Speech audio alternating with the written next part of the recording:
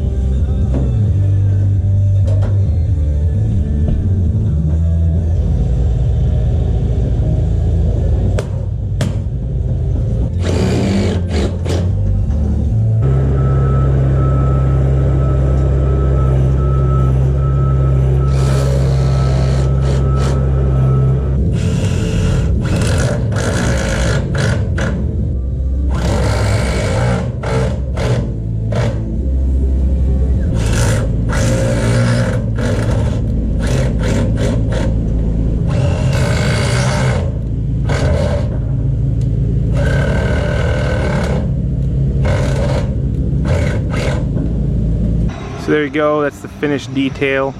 And what we did was we took a piece of G-channel, bent it around.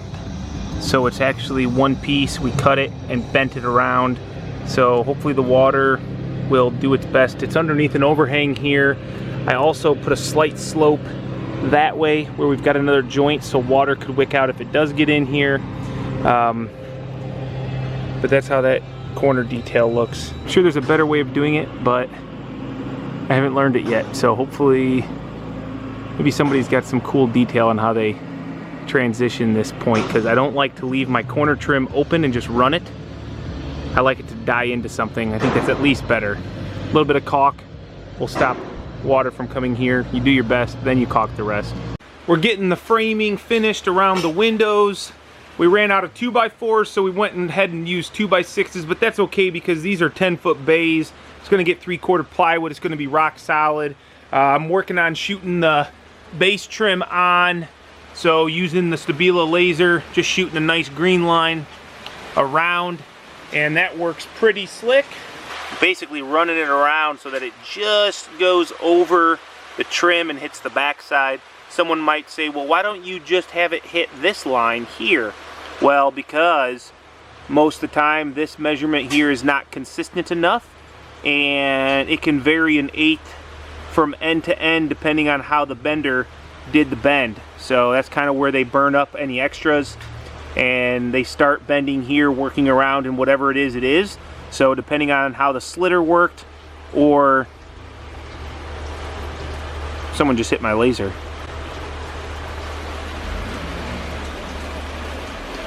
Oops. So the goal here today is we're gonna run 3/4 plywood in this room. It looks pretty trashy right now. I would agree. We've got all the scraps. We've got stuff kind of everywhere. But once we run our 3/4, we will trim out the ceiling and get that installed. So this is kind of the last big area to finish, because as we walk outside,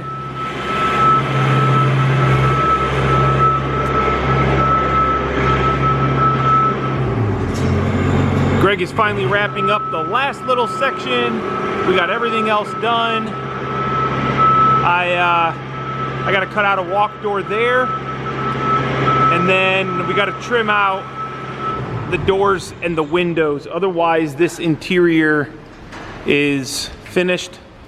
Looks really, really nice. Once we get the plywood up, basically where we want it, we come in and we got the nice line laser. And this, we used to put snap lines on the plywood, but I guess we don't really know what the customer is going to do with the finish. They could paint it, they could stain it, and this way they don't got a bunch of snap lines, so we can just rotate. We can just rotate this around, and it'll just self-level right on that wall girt where we've already tacked our nails. You can see it, and it'll give us something to keep our lines as straight as possible. We're not going for perfection on this. I mean, we'd like them nice and straight though. We're using a ring shank 2-inch siding nail.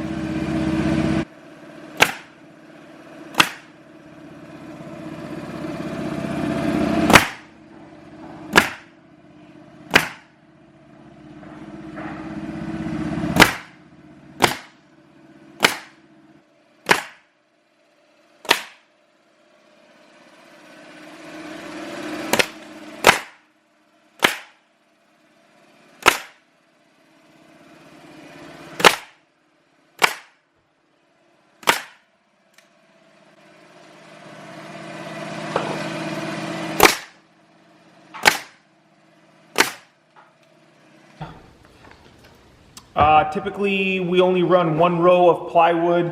I always keep the DeWalt track saw in the trailer because I carry a lot of DeWalt flex volt batteries.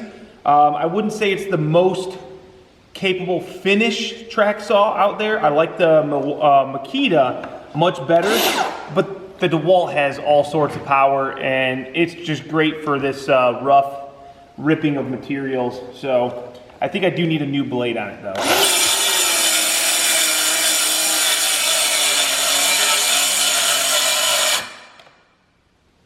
Are you serious? The battery's gonna be dead? Oh, Good thing I got a lot of them. The battery's freaking dead. You kidding me? You might want to check your depth also. Why, you think it's too deep? I don't think it's deep enough. Now we got a fresh battery, the depth is correct. Here we go.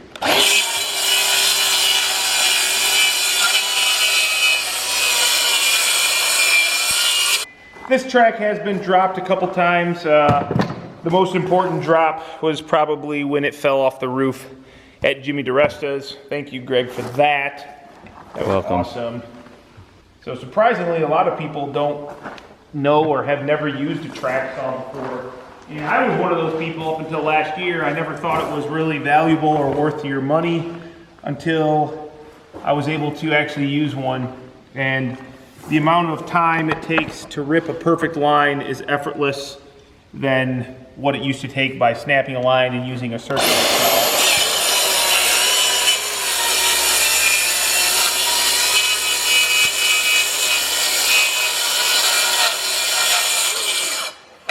A lot safer too. Got the final pieces of plywood going up, and then we'll be ready to do the ceiling. Pretty dark in here. We got to cut out a window. I'm always a little bit unsure if we should have staggered joints, but to be honest, plywood consistencies are not there. So unless we were to run all these through some sort of a saw to true up the dimensions to all the exact same, every time you hit one of these joints, you're going to get a gap if you stagger the joints. So that's unfortunate, but I think it's going to look all good once it's all finished.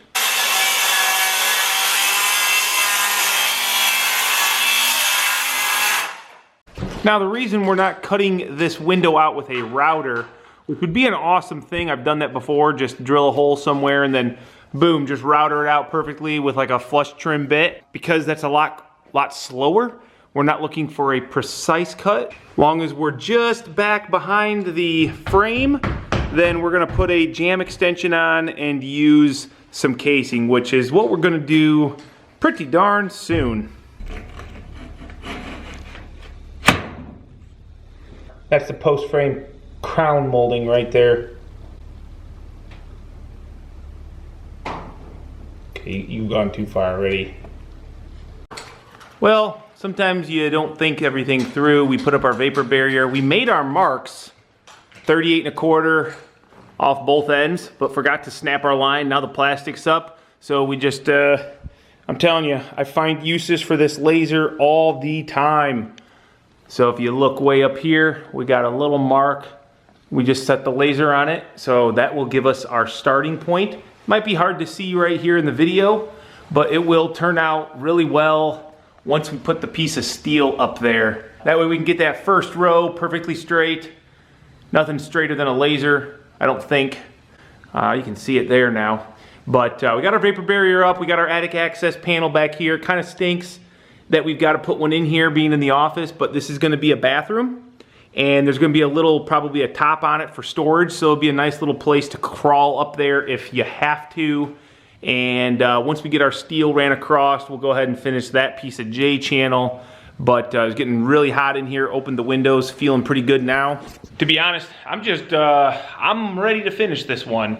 We have been here for 23 total days of work, which I don't know if that's good or bad. You guys let me know, what do you think? I think it's more than I wanted to. I thought it was gonna be a 4-week job. We did run into some issues. We did have some delays. I was gone out in Portland for a Keen media event, Keen Boots.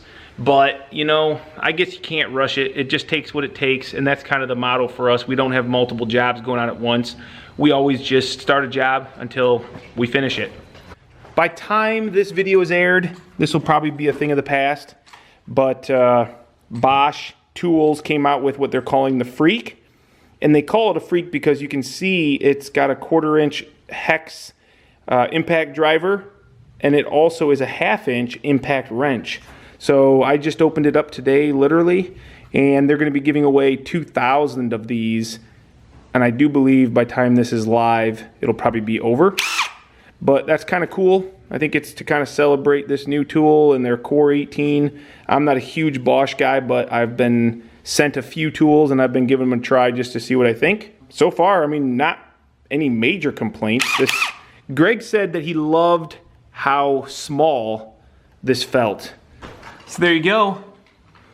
Now you can see, and if my hand's not in the way, that screw's just there temporarily. We will overlap this, but now you can see how we did that. These sheets are wet from water.